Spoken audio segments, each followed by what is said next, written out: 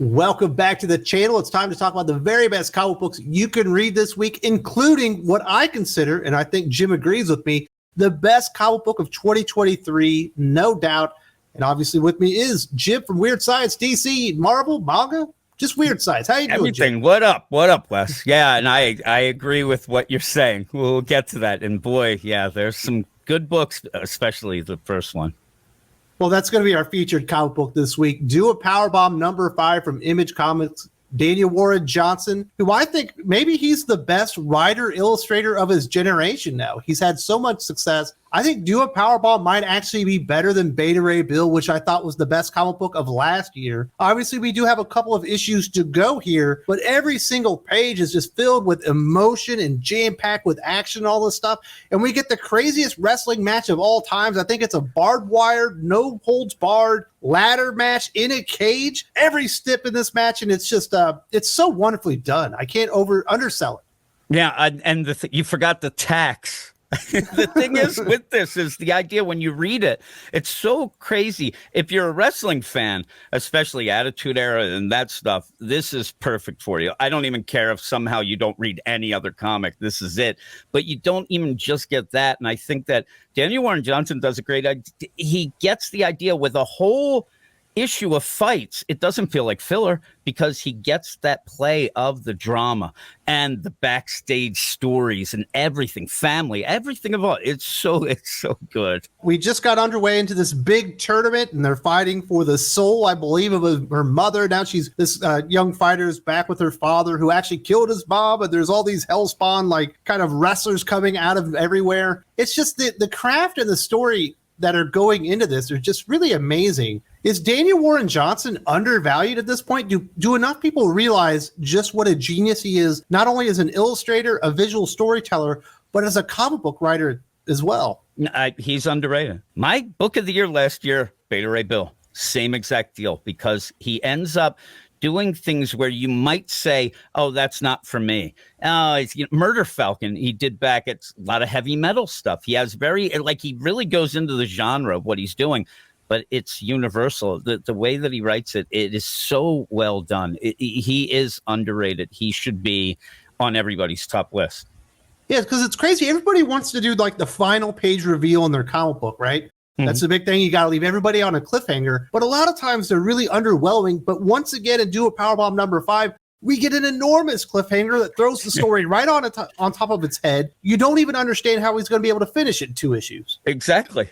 But yet if you've been reading the stuff he does, you know he will. You actually don't sit there and roll your eyes. You end up wanting more and more and more. And just the character work, and everybody has their own motivations, but they work.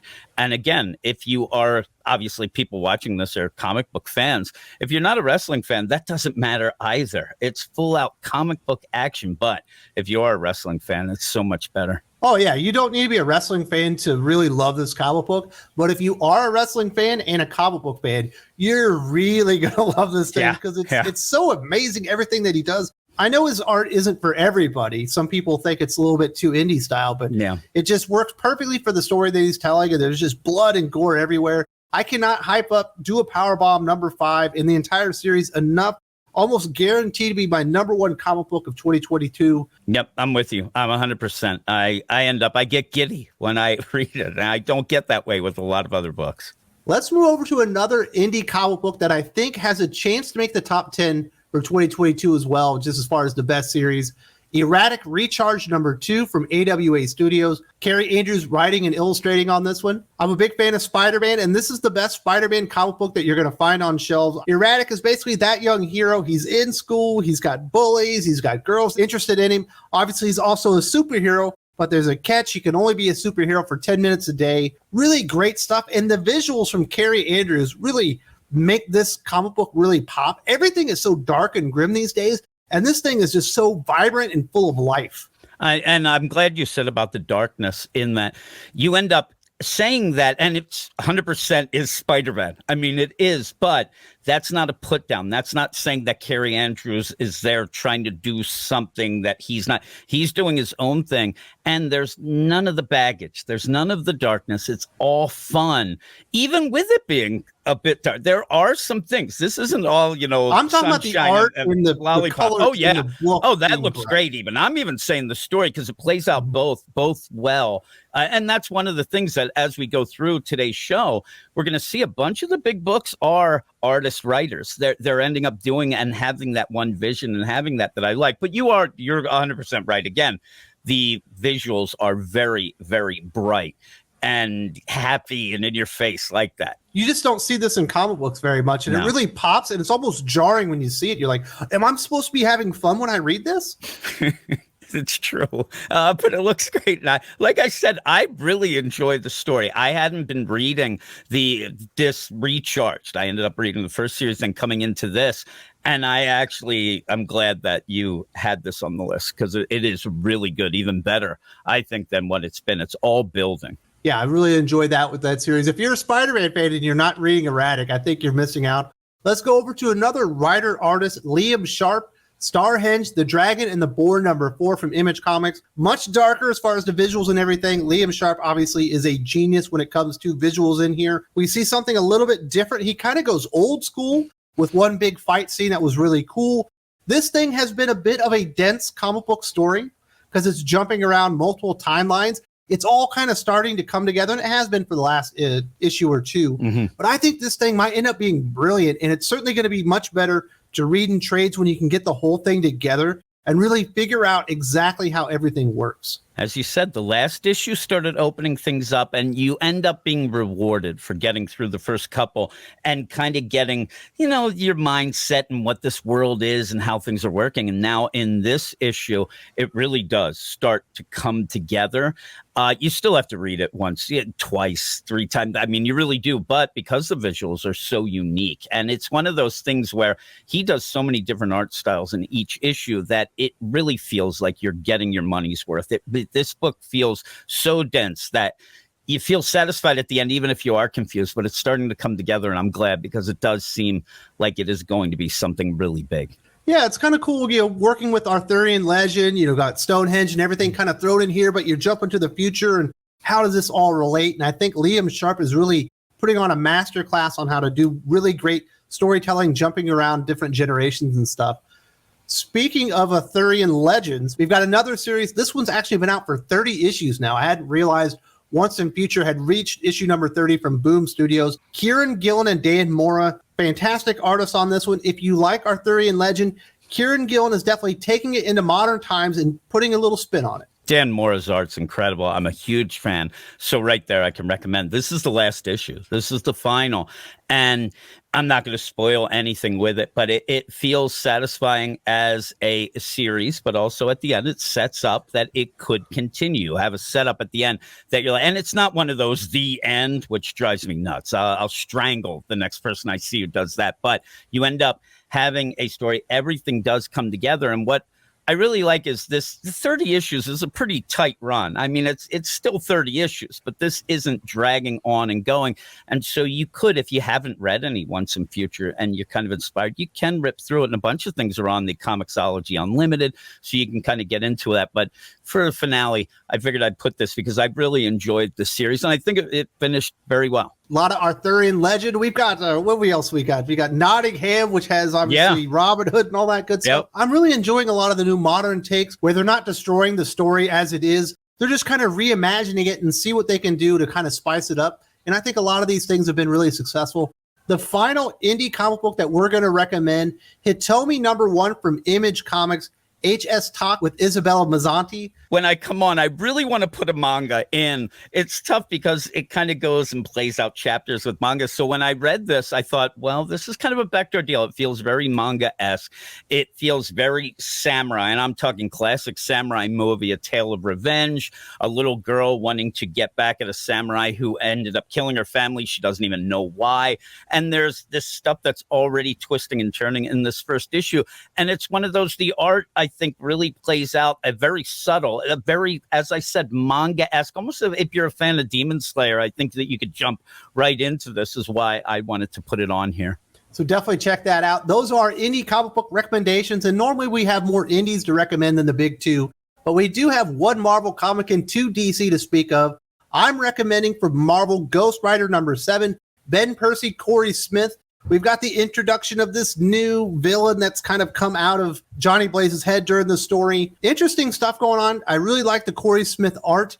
This felt like a bit of a transition issue, kind of a downer, but there's some cool things going on here, and they're really setting the table for what's going to happen with Ghost Rider moving forward. I agree, and the art's great, and it fits the story great. I love the Talia Warroad character that's kind of in the background here. It's just so over the top. Everything in this book is very over the top, but what I like about this, like we said about Starhenge, Ben Percy's been kind of meandering about a bit. And like you said, this is kind of like a setup, get things started, but it feels like the real story's going to start now. And that's why I like this. It really feels, okay, now he's going to start. We have the villain. We end up having a team up that I like.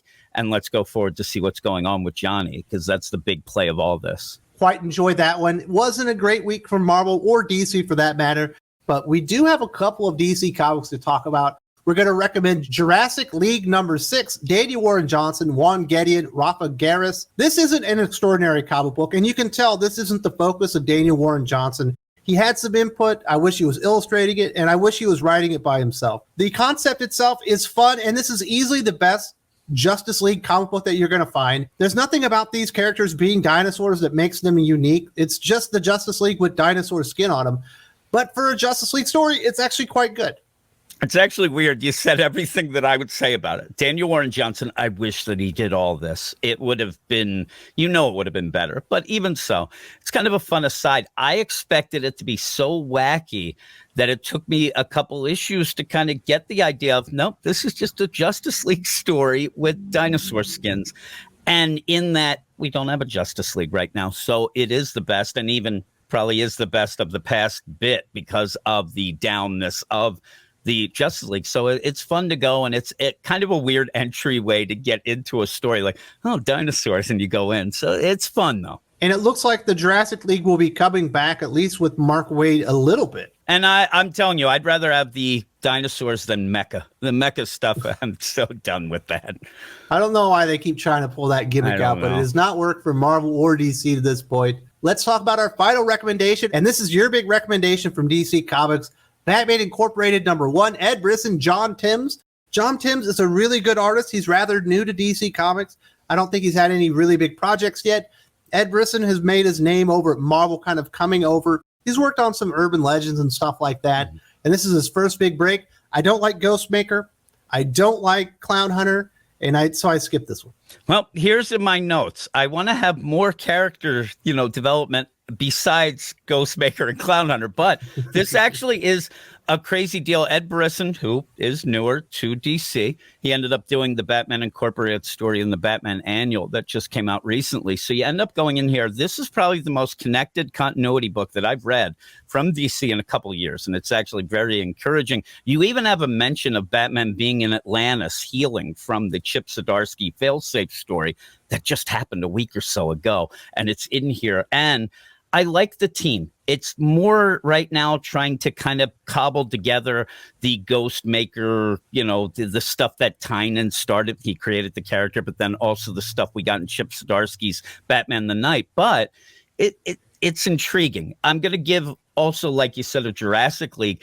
It's not the greatest. It's not my, oh my God, but it has something. And I think that Ed Brisson will be able to do something with this. And the team, when you end up having El Gaucho and all those, it's always fun. So I'm recommending it because I am cautiously optimistic is what I would say. It's not exactly the best book of the week, but I did like it. And it did have me encouraged that Ed Brisson knows what he's doing. So I'm going to give him the thumbs up with it. It certainly was an indie forward week as far as the best comic books.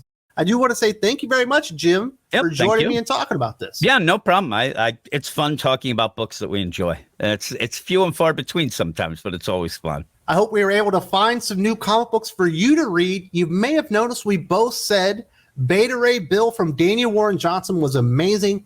I actually included that in my best of the year 2021 list. If you haven't seen that, and if you're looking for maybe some newer comic books, within the last 12 to 18 months that they were created, that are actually good and worth reading because there's a lot of crap out there right now, check this video out talking about the very best comic books of 2021, including Beta Ray Bill from Daniel Warren Johnson, which is absolutely phenomenal.